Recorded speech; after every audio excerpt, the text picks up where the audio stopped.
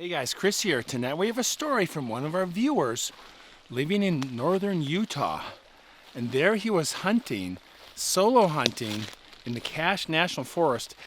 One night while he was alone, something came into his camp and absolutely terrorized him. That's next.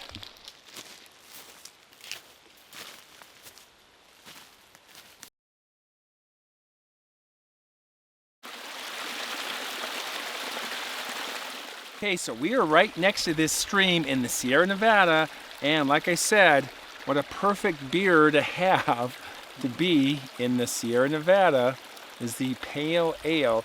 I have had this before, and it is a good one. And we are going to, let's see, I put some in the can here, and it's definitely got an amber quality to it. 12 ounces. That last one was 19.2.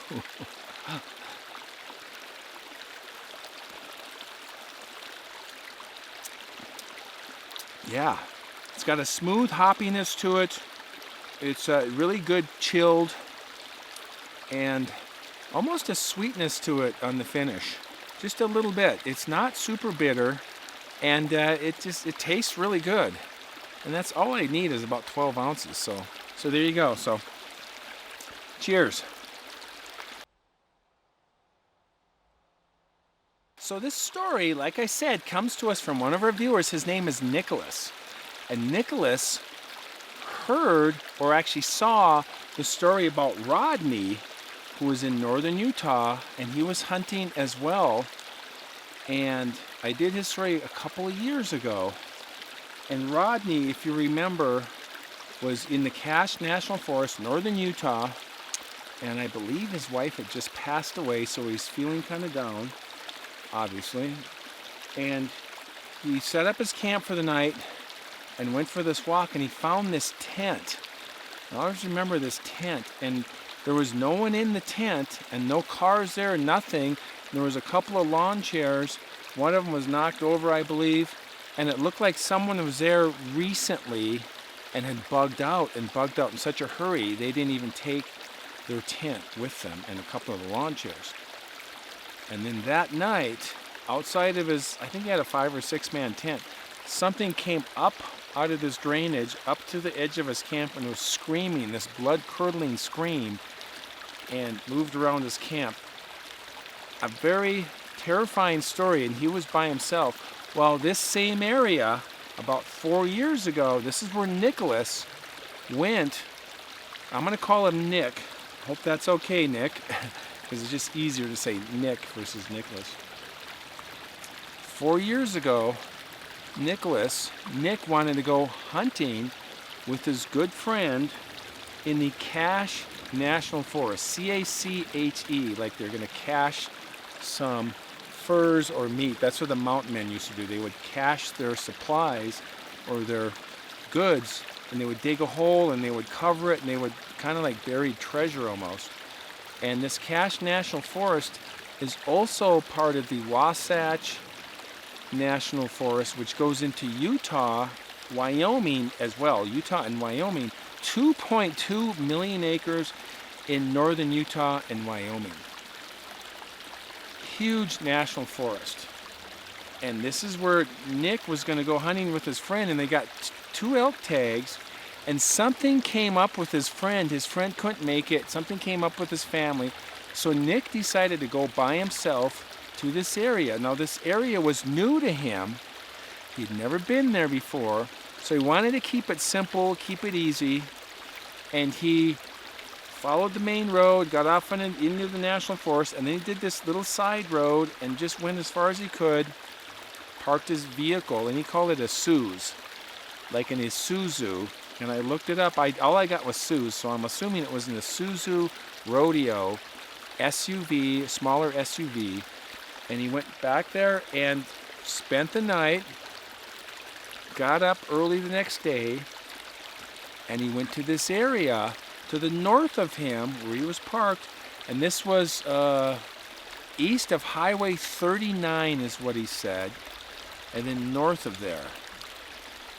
whatever the map shows, but he's in the Cache National Forest, and he went into this northern section of this forest, and he got this location, pretty thick brush, and he said there was like this hallway or avenue where he could see elk that were coming out of the private land into the public land, and he thought this would be a good place to wait for an elk to come across, or maybe even use this corridor as a route.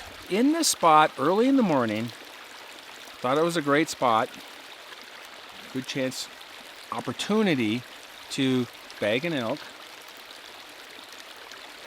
And after just a few minutes, he had this weird feeling, is what he called it, come over him. This feeling of being watched, this feeling of being vulnerable, this feeling of being very uncomfortable and unsettled and not even sure why. And he's sitting there, and he kind of waited, and he waited till about 9, and then he waited till about 11 o'clock. He sat there for several hours, but he never felt comfortable. In fact, this feeling got worse and worse as he went.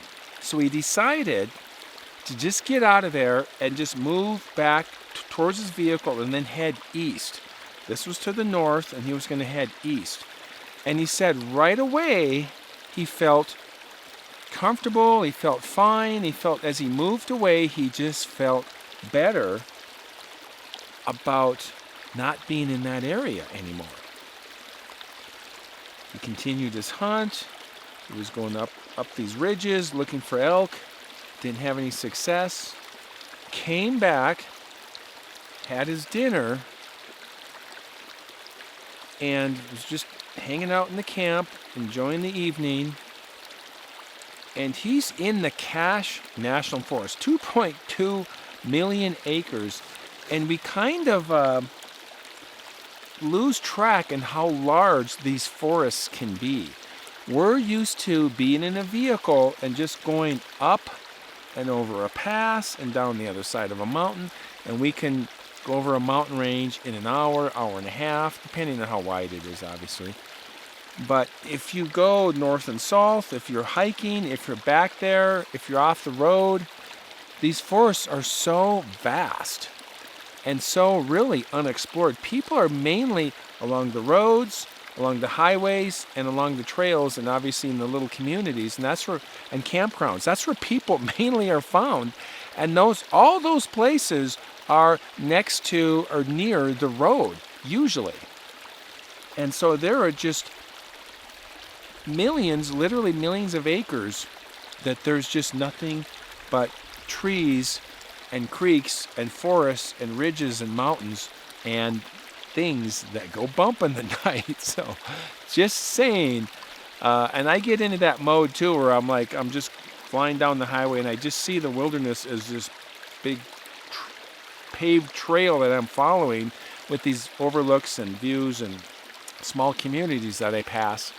And the reality is you get up on a ridge or a mountain and a high pass, and you can just see how vast it is, especially if you're walking or on a small dirt road and then you're hiking back in there. So just wanted to say, Nick was by himself at night in the Cache National Forest. So he had his dinner, and he still had this uneasy feeling about being just adjacent to this area to the north. He called it the area to the north, and that is where he had these bad feelings. Outside that, he didn't have that, and he was right at the edge of that. And he just had this very uncomfortable feeling all evening long. And he's sitting in his camp, and he just couldn't get settled. Decided to go to sleep 9, 10 o'clock at night. Goes to sleep. He's sleeping in his Isuzu Rodeo. I might be off on that, but that's what I'm assuming it is.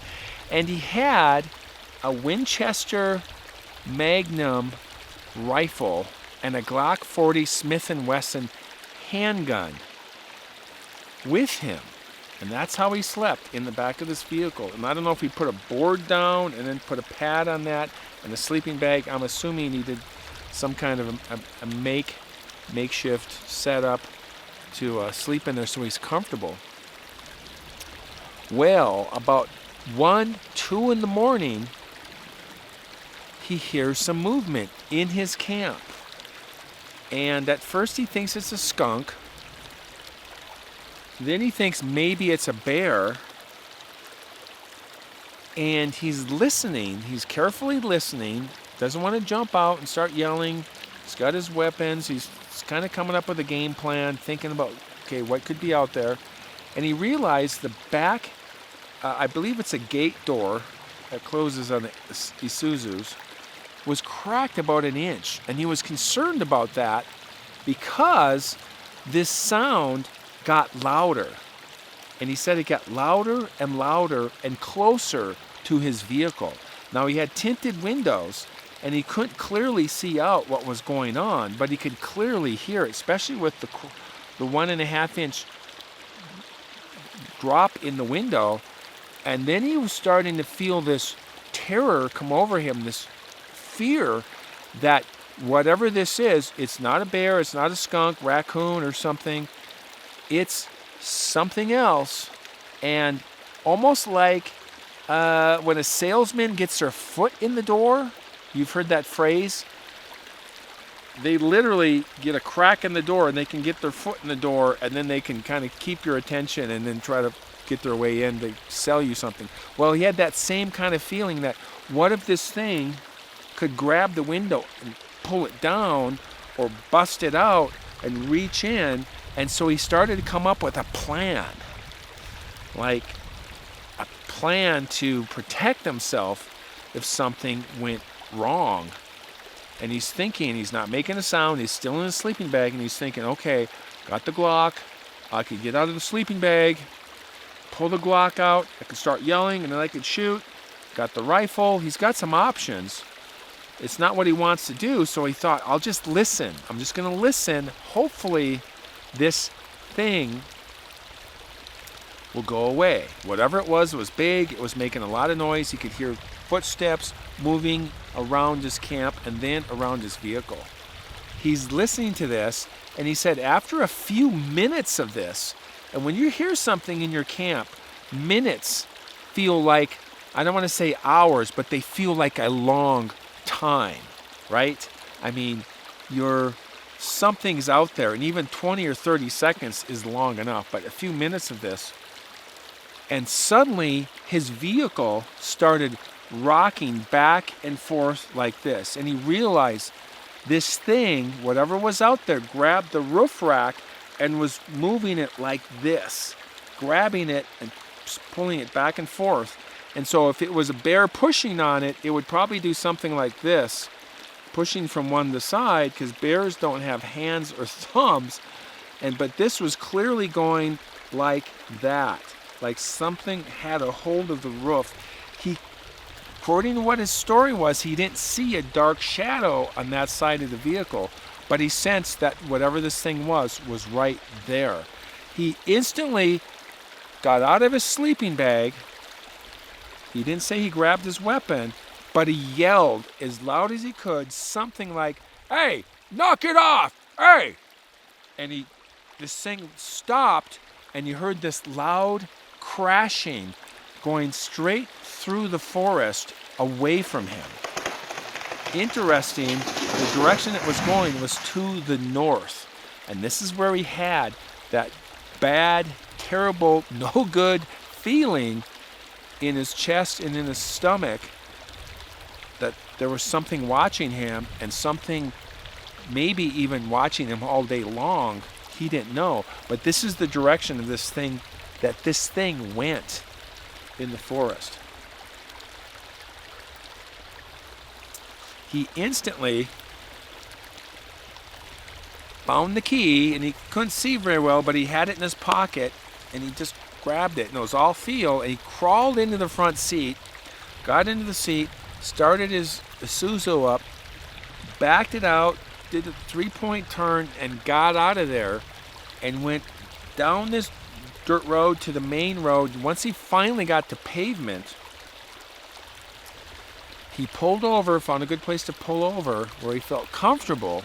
He was far enough away, and he wanted to make sure, he was hoping it was a bear. He was looking for some kind of a sign that it was a bear. He went out and checked his roof rack, went around the side, came up, looked, and he could see that the roof rack, he said it was broken. I don't know what that meant. The rods, one of the rods were bent, or the framework, that it's the supports were busted out, but something was pretty severely broken. And he said there were no bear marks, and I don't know if, I think he meant like bear dirt paws or even claw marks, but there was nothing obviously a bear, but there was hair, this brownish reddish hair that was attached inside of the rack somewhere, like something had caught its hair and it ripped out, is what he said. There's some hair that was on this roof rack. He immediately went home.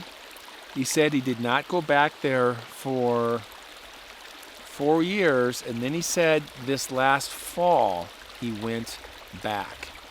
And I didn't hear the follow-up story. Nick sent me his story in early spring, and I just got to it now, so I got a lot of stories, kind of backlog. But that is our story from Nicholas, northern Utah, elk hunting. I think I said deer hunting. He was elk hunting in northern Utah. Great country up there. The Uinta Mountains, very tall. The high Uintas is what they call them. And very rugged, very steep. You can get 10,000, 11,000 plus feet up there. And still the peaks are 12, I think even 13,000 up there. And then the Wasatch Range, and then some of the other mountains to the south of there, and then up into Wyoming, southwestern Wyoming. I do love me some Wyoming, the cowboy state. That's a good state. So now that is our story from Nicholas. I think I already said that. So. But on my way up, just tonight, I just did a random pullover along the West Fort Carson River. This is a tributary that'll get there. And I found, and I'm going to show pictures as I talk about this, I don't really know if this was man-made or Sasquatch-made, but I found clearly a structure that was built. Okay, it was off the road, not too far off the highway. I walked down to it. I just wanted to go down to the river, take some pictures. I always like going to the river and hiking around in the rocks and spotting for fish and just looking for great places to take photos, things like that. And I found this almost like a wiki-up, like a structure, but interesting. The main tree that made up this structure was still intact in the ground, but the top of it was not only bent but twisted and broke, and then like that. And I'm showing you pictures right now so you can see it. And there was another one that was broke, and then I noticed all of the bigger ones were broken off or twisted. And I was expecting maybe one of them sawed or a little more something to it. So it looked, it's just interesting, really interesting. Also, there was a downed aspen tree. It had been clearly pushed over like that, broken off right at the ground. And this big old aspen tree, I don't know, very 12, 13, 14 inches round at the base, broken over, and this was just 10 feet from this little structure. So I don't know what that really was, if it was man-made or not, but really interesting. Whenever there's something broken off, and also I noticed some of the branches were kind of woven together, like a branch would wrap around this way and this way. It was kind of tucked in there, kind of strategic. So really interesting. I found that as well. So Just wanted to mention that. All right, you guys. Thank you for listening and watching my show. I've really been loving this stream behind me. Isn't that great? It's like therapy. I need to get this in my living room, and then I can sit in my living room. Then I don't even have to leave the house. I could just have a creek that just cycles around like that, and then get a couple pine trees in there and a big skylight to give it some sun and stuff. But there you go. So, all right, thank you for watching. If you guys like stories about the strange, unexplained, and things that go bump in the night, please like and subscribe. And we will see you in the next one. As always, keep hiking.